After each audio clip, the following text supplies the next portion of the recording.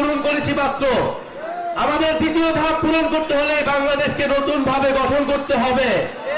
ইনশাআল্লাহ আমরা গঠন করব, এই বাংলাদেশের জন্য আমরা কাজ করব। এই পদযাত্রা বাংলাদেশের প্রতিটি জেলায়, উপজেলায়, গ্রামে গঞ্জে আলোড়িত করবে, এটাই আমাদের প্রত্যাশা। প্রিয় কুড়িগ্রামবাসী, প্রিয় রাজারহাটবাসী, আপনারা জানেন 2024-এর গণঅভ্যুত্থানের মধ্য দিয়ে স্বৈরাচারী ফ্যাসিস্ট হাসিনা সরকারের পতন ঘটেছে। এই ফ্যাসিস্ট হাসিনা সরকারের পতন আমাদের মনে করিয়ে দেয় কোন স্বৈরাচার, কোন ফেরাউন ক্ষমতার মসনদে চিরকাল টিকে থাকতে পারে না। যারা এই জনগণের বিরুদ্ধে দাঁড়াবে, যারা এই মানুষের অধিকারের বিরুদ্ধে দাঁড়াবে, যারা এই সন্ত্রাস, দখলদারি এবং চাঁদাবাজির পক্ষে দাঁড়াবে, তাদের বিরুদ্ধে বারবার গণঅভ্যুত্থান তৈরি হবে। তাহলে আমরা যাতে শিক্ষা নেই এবং একটি নতুন বাংলাদেশ গঠনের জন্য, যে বৈষম্যহীন বাংলাদেশ আমাদের সকলের প্রত্যাশা ছিল, আমরা জানি এখনো আমরা বৈষম্য দূর করতে পারিনি।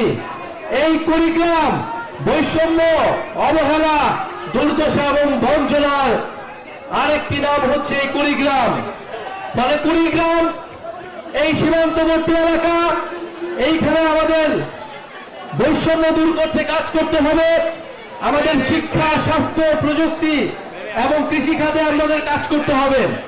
সরকারের কাছে আমরা আহ্বান জানাই যে অবশ্যই কুড়িগ্রামের দিকে তারা তাকাবে এবং অর্থনৈতিক এবং আঞ্চলিক বৈষম্যের শিকার যাতে কুড়িগ্রামে না হয় সে বিষয়ে বিশেষ খেয়াল রাখতে হবে।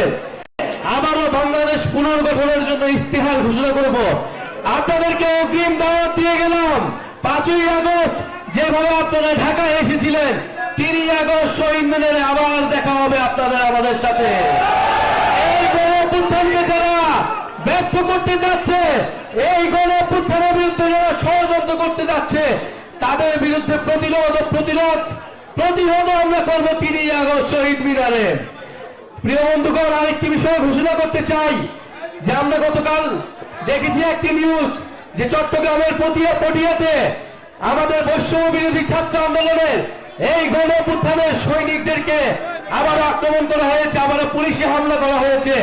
আমরা হুঁশিয়ারি দিতে চাই, যদি আবারও এই গণঅভ্যুত্থানের আমার শিক্ষার্থী ভাই বোনদের উপরে নির্মম ভাবে, অন্যভাবে কেউ হাত তোলে, তাহলে কিন্তু এর ফলাফল ভালো হবে না। আমরা আর কোনো হানাহানি চাই না, আমরা চাই